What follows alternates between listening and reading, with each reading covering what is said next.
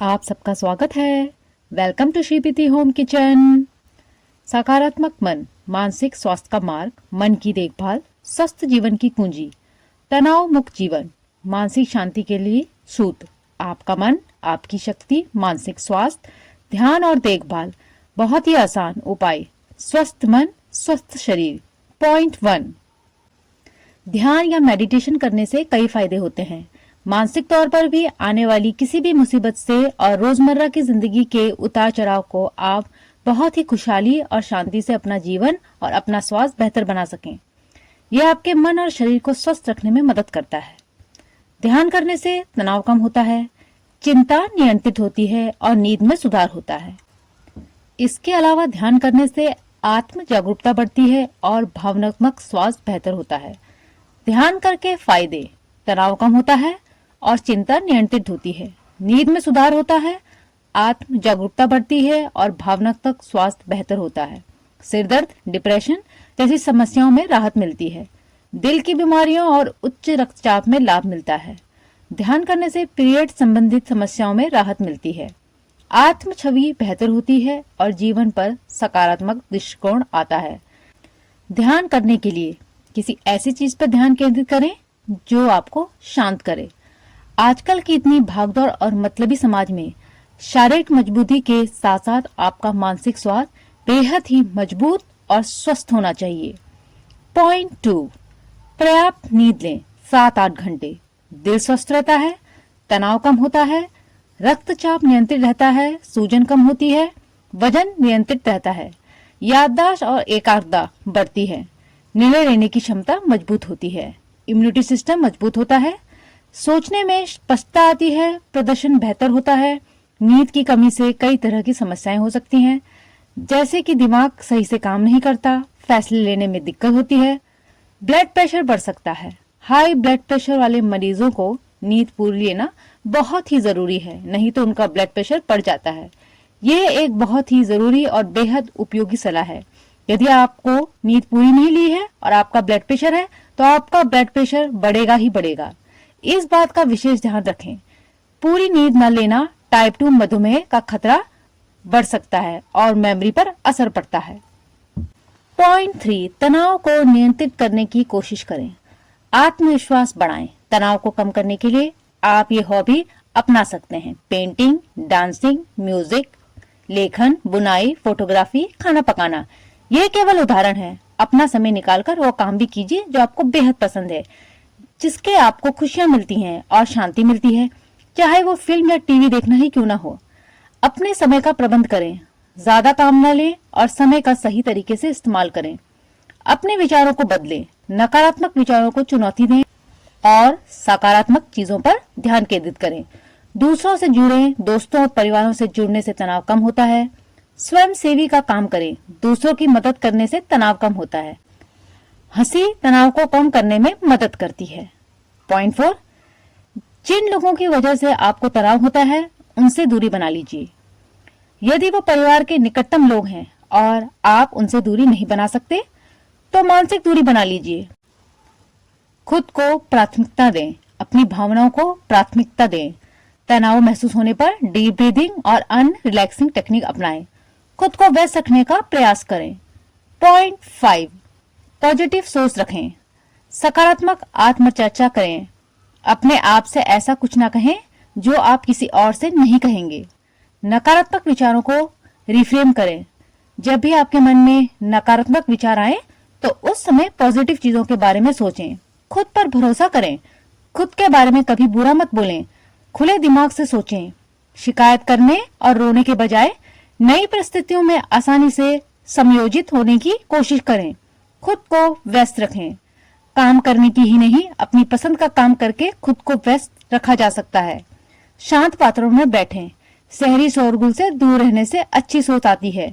Meditation करें, इससे मन शांत रहता है। व्यायाम करें, डांस, योग आदि का भी सहारा लिया जा सकता है।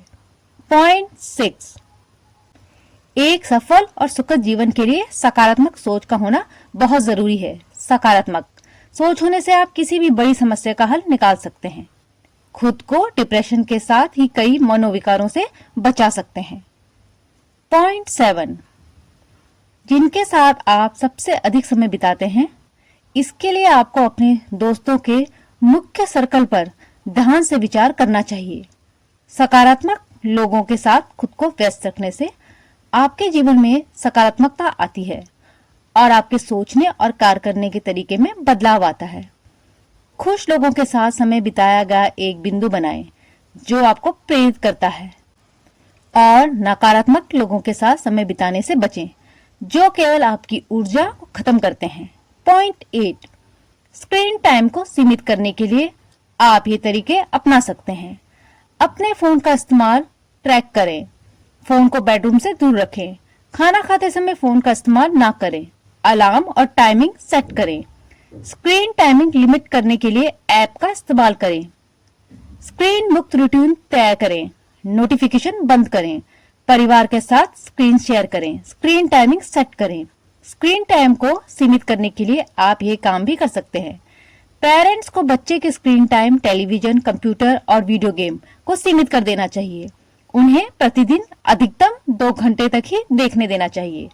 पॉइंट 9, खुद को समय समय पर प्रेरित करना एक महत्वपूर्ण कौशल है जो आपको अपने लक्ष्य की ओर बढ़ने और जीवन में सकारात्मक बनने में मदद करता है। इसके लिए आप निम्नलिखित उपाय अपना सकते हैं। अपने लक्ष्य स्पष्ट करके छोटे और बड़े लक्ष्य निर्धारित करें। अपने लक्ष्यों को लिखें और नियमित रूप से उनकी समीक्षा करें। अपने उद्देश्यों को याद रखें। यह सोचें कि आप अपने लक्ष्य तक पहुंचने पर कैसा महसूस करेंगे। सकारात्मक और प्रेरक किताबें पढ़ें। ऐसे लोगों के साथ समय बिताएं जो आपको प्रेरित करते हैं। अपने छोटे छोटे प्रयासों की सराहना करें। जब आप एक लक्ष्य प्राप्त करें तो खुद को छोटे छोटे इनाम दें। इससे आपको आगे और मेहनत करने की प्रेरणा मिलती है। रूटीन में बदलाव लाएं। एक ही तरह के काम करते रहने से प्रेरणा कम हो सकती है। नई तरीकों और गतिविधियों को शामिल करें। अपने क्षेत्र के सफल लोगों की कहानियां पढ़ें। उनके संघर्ष और सफलता से सीख लें। अपने पास जो है उसके लिए आभारी रहें। इससे आप अपने जीवन को सकारात्मक दृष्टिकोण से देख पाएंगे। बड़े लक्ष्यों को छोटे छोटे हिस्सों में तोड़ें। हर छोटे लक्ष्य को पूरा करने पर गर्व महसूस करें। याद रखें, प्रेरणा एक सतत प्रक्रिया है। इसे बनाए रखने के लिए लगातार प्रयास करते रहना आवश्यक है। पॉइंट 10, रोजाना जर्नल लिखें। जर्नल में चीजों को लिखने से याददाश्त बेहतर होती है। जानकारी को शारीरिक रूप से रिकॉर्ड करने से उसे आपके मस्तिष्क में अंकित करने में मदद मिलती है, जिससे बाद में उसे याद रखना आसान हो जाता है। यह आपकी मानसिक शारीरिक स्वास्थ्य के लिए बेहद उपयोगी है। इससे आप अपने रिश्तों को बेहतर बना सकते हैं। यह आपके कैरियर को बढ़ावा देता है। इससे आपका तनाव कम होता है। यह आपकी भाषा में सुधार करता है। इससे आपका अकेलापन कम होता है। इससे आपकी याददाश्त बेहतर होती है। यह आपको अपने लक्ष्य को स्पष्ट करने में मदद करता है।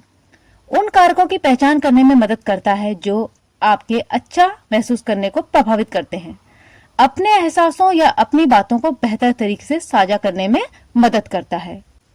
पॉइंट 11, जरूरत पड़ने पर थेरेपिस्ट से सलाह लें। बिल्कुल सही। यदि आप महसूस कर रहे हैं कि अपने आप को प्रेरित करना मुश्किल हो रहा है, क्या लंबे समय से तनाव, उदासी या चिंता का अनुभव कर रहे हैं, तो किसी थेरेपिस्ट या मानसिक स्वास्थ्य विशेषज्ञ से सलाह लेना बहुत ही मददगार हो सकता है, क्योंकि थेरेपिस्ट से संपर्क करना जरूरी हो सकता है।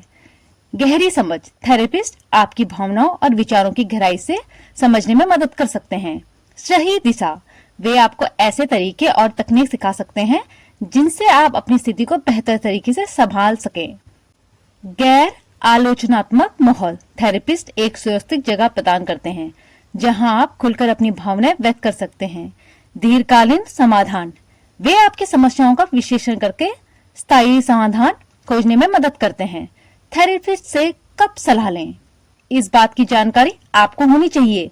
यदि आप लंबे समय से प्रेरणा की कमी महसूस कर रहे हैं, तनाव, चिंता या उदासी आपकी दिनचर्या में बाधा डाल रही है, आप अपने जीवन में उद्देश्य खो चुके हैं, नकारात्मक विचार आपके ऊपर हावी हो रहे हैं, आप खुद को अकेला या असहाय महसूस कर रहे हैं, यदि आपकी जीवन जीने की इच्छा शक्ति कम हो गई है, तो तुरंत आपको थेरेपिस्ट से विचार विमर्श करना चाहिए। थेरेपिस्ट से मिलना कमजोरी नहीं, बल्कि एक साहसिक कदम है जो आपकी मानसिक और भावनात्मक सेहत के लिए फायदेमंद हो सकता है।